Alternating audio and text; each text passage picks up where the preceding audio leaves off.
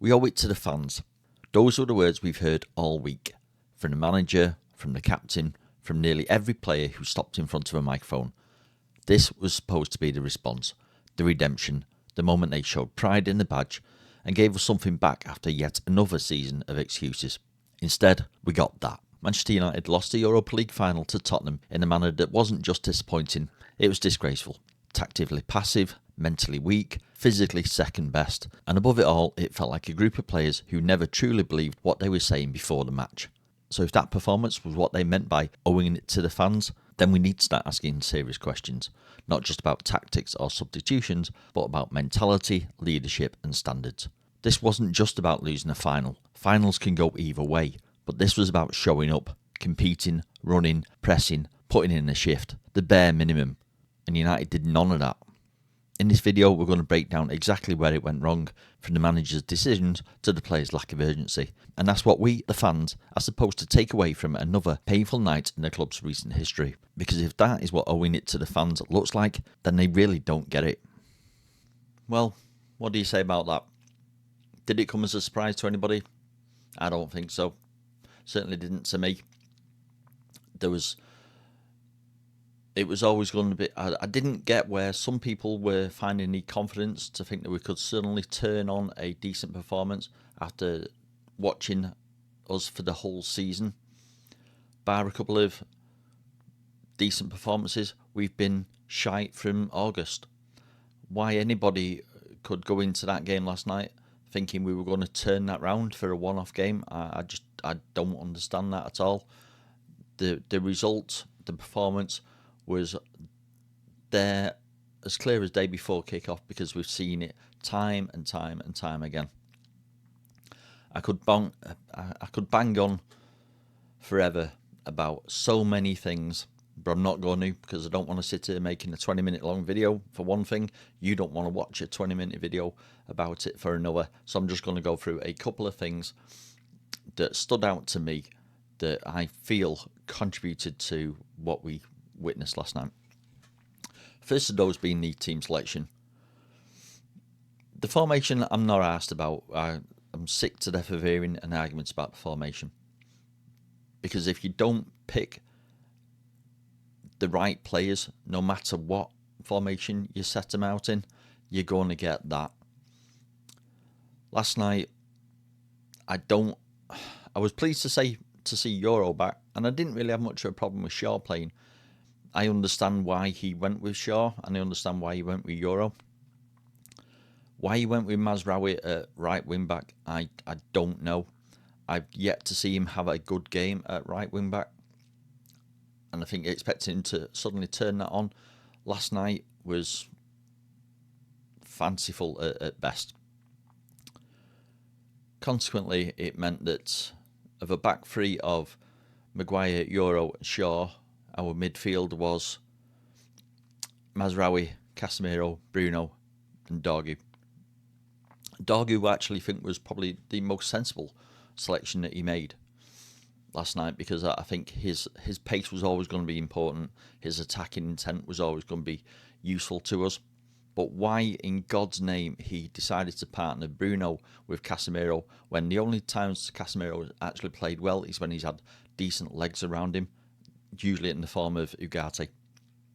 Ugarte is not the greatest player in the world, but he's better in that position than Bruno. He covers a lot of ground that Casemiro can't and doesn't go wandering off. Any good performance that Casemiro has had has always been with Ugarte next to him.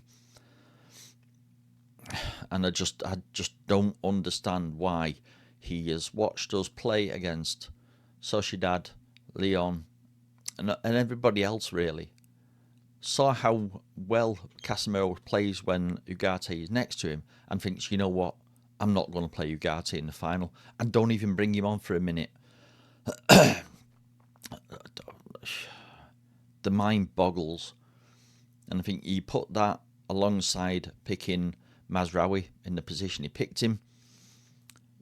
You're hamstringing the team from the off.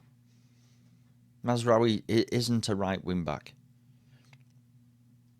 Bruno isn't better in central midfield. His output is just as good in central midfield as it is when he plays as a 10, but he is better for us as a 10. He offers us more as a 10. We have somebody to go through when he's a 10, and we don't when he isn't. We then compound that by picking Mount and Ahmad as our 10s. Mount I didn't have an issue with. I think if he'd have been partnered with Bruno, we'd have been a damn sight better off. Ahmad, yeah, he's the one bright spark, and he was our one bright spark last night. Certainly in the first half, didn't do a great deal in the second half. But we lose out on the right-hand side when he's playing as a 10.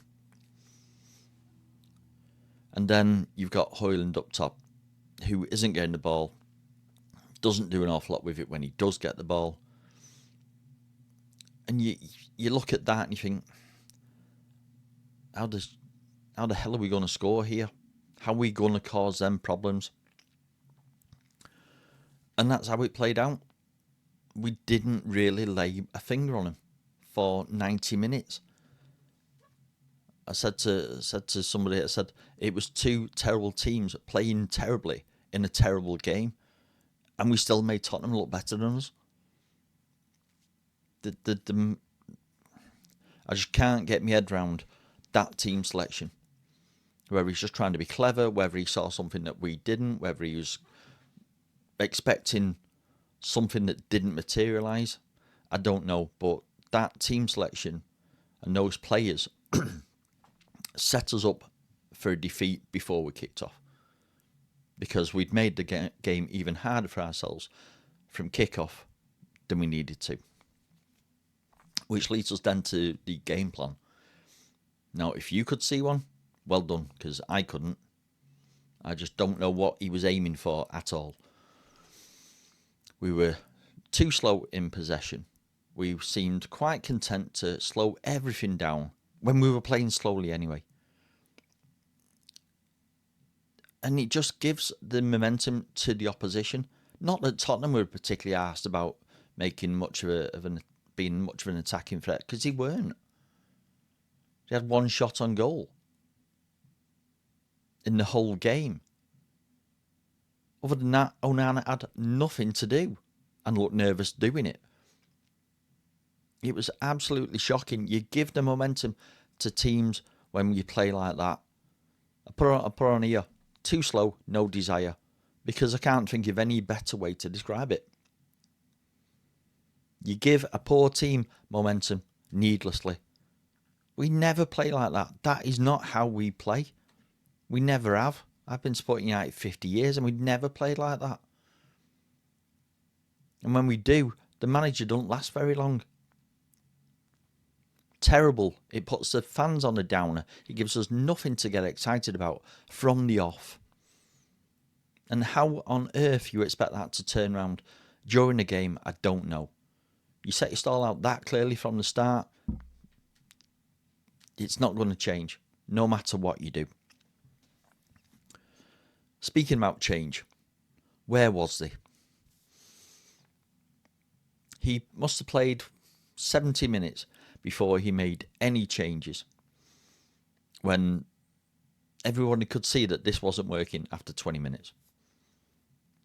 Why wait to 70? He doesn't normally. Usually 55, 60 minutes he makes changes.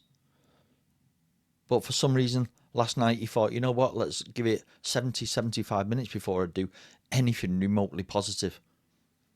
I'm not saying change at half time, but do what he's been doing. Give people half an hour at least to see whether they can sort of change the way we're going about the game. But he didn't. He brought on Garnacho, brought on Xerxes, which is what he should have done probably at half time, if not 60 minutes. I'm not Garnacho's greatest fan, as if you watched one of the previous videos, you'd probably pick up on. Xerxes, he's not much of a goal threat. He gets us moving a bit better, but he's not really a goal threat. You wouldn't bring him on in the last 5 because you were desperate for a goal. But at least we looked a little bit more on the front foot, a bit more with a bit more attacking intent. Too late to make those changes. You may have just stuck with the players you started with, if that's what you're going to do. Like bringing Mainu on for, 2 minutes? Why bother? What are you expecting of him in 2 minutes? There was just so many things about that game from start to finish that we did poorly, or the manager did poorly. And I'm not hammering out in the slightest, not for a second. But he was terrible last night. He was as bad last night as a lot of the players were. And there's no getting around that. He really was. And then you come to his post-match press conference where he said we were the better team in the second half. No, we weren't. Desperation is not a tactic. Throwing everybody forward in the hope that they'll scrabble a goal. Again, Maguire, our biggest attacking threat. That's not a tactic. You can't expect to win games consistently if that's what you're relying on. We never had control of that game. Never. In the last 20 minutes, we didn't have control. Yes, we wouldn't let Tottenham get out of their sort of third. They wasn't interested in getting out of their third. They were quite content to let us have the ball because they knew full well that we were no threat to them at all. We weren't the better side. We just were given possession for 20 minutes and still couldn't bleed and score. There's a hell of a lot that was wrong about last night. From the team selection, from the tactics, from the management, the substitutions, game management, everything.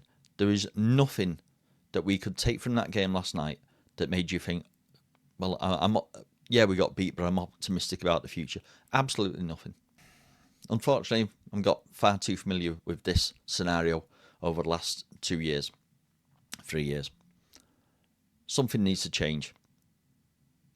It's not the manager, but the manager does need to learn from last night because he was very, very poor.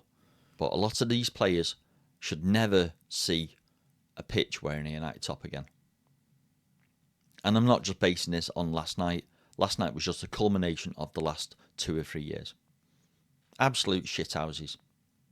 Don't deserve to play for us, and we'd be damn sight better off without them.